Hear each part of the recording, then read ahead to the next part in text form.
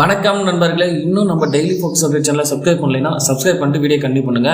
சிவகங்கை மாவட்டம் மானாமதுரைக்கு அருகேல பாண்டியராஜனுக்கும் மகேஸ்வரனுக்கும் இடையில தகராறு. இதுல இடைக்காட்டூரை சேர்ந்த ராஜுங்கிறவன் மகேஸ்வரனை போய் மிரட்டிட்டு வரான். இதற்காக கோபமடைந்த மகேஸ்வரன் என்ன பண்றான்னா, தன்னுடைய கூட்டாளி 9 பேரை கூட்டிக்கிட்டு இடைக்காட்டூருக்கு போயிட்டு அந்த ராஜுவை சரமாரியா தாக்கியிருக்காங்க. தடுக்க வந்த அவங்களுடைய உறவினர்களையும் எல்லாரையுமே அடிச்சிருக்கானுங்க. இதுதான் நடந்த விஷயம். இதுல பாண்டியராஜனையும் தலைவிட்டு போயிட்டு அவங்க வீட்டையும் அடிச்சு நொறுக்கி இருக்காங்க இந்த நியூஸ். ஆனா இதுல ஒரு விஷயம் என்னன்னா, சமூகம் இப்போ எப்படி எங்க போயிட்டு இருக்குன்னு தெரியல. ஒரு சாதாரண தகராறு பேச்சுவார்த்தைக்கெல்லாம் கூட அடிதடி லெவலுக்கும் கத்தியை வச்சு வெட்டுற அளவுக்கும் சமூகம் முன்னேறிட்டு இருக்குன்னு தான் தெரியுது. மாணவர்கள், அதாவது இளைஞர்கள் தான் மேக்சிமம் இதில் ஈடுபட்டு இருக்காங்க. இளைஞர்கள் கண்டிப்பா தங்களுடைய நிலைமையை உணரணும்.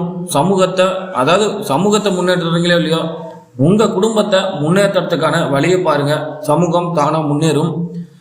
இன்னும் இளைஞர்களுக்கு கண்டிப்பா விழிப்புணர்வு நிறைய தேவைப்படுறதுங்கிறது இப்ப ரீசெண்டா நடந்துட்டு இருக்க நியூஸ்ல நம்மளுக்கு தெரிய வருகிறது. இந்த ஒரு செய்தி நியூஸ்ல எப்படி ஹெட்லைனா வருதுன்னா, பட்டியலினத்த தெருவுல சரமாரியா இளைஞர்கள் வெட்டி கொன்றனர், கண்ணுக்கு பட்டவர்கள் எல்லாம் வெட்டினார்கள், பட்டியலினத்தவர்கள்ல இப்படி ஒரு தகராறு அப்படின்னு சொல்லி வருது. எதுக்கு? அதாவது மக்கள் குடியிருப்பு பகுதிக்குள் புகுந்து சரமாரியாக வெட்டினர், இளைஞர்கள் அட்ராசிட்டி அப்படின்னு போடுங்களேன். ஏன் பட்டியலினத்தன்னு குறிப்பிட்டு போடுறீங்க செய்தியில? செய்திகளே தான் சில விஷயங்களை ரொம்ப பூதாகரமா ஆக்குறது தாங்க. இதை எதுக்கு நீங்க அந்த அளவுக்கு சாதி ரீதியா கொண்டு போகணும்? எல்லாமே எல்லா தெருவும் எல்லாமே மக்கள் குடியிருக்க பகுதி தாங்க.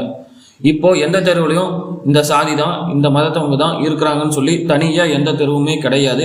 எல்லா மக்களும் கலந்து தான் தமிழ்நாட்டில் இருக்காங்க. அது எல்லாருக்குமே தெரியும். செய்தி வெளியிடும் போது கொஞ்சம் பார்த்து செய்தி வெளியிடுங்க. எந்த ஒரு விஷயத்தையும் ரொம்ப பெருசா கொண்டு போகாதீங்க. சாதாரண விஷயத்தை பெருசாக்கிறத கண்டிப்பா பண்ணாதீங்க.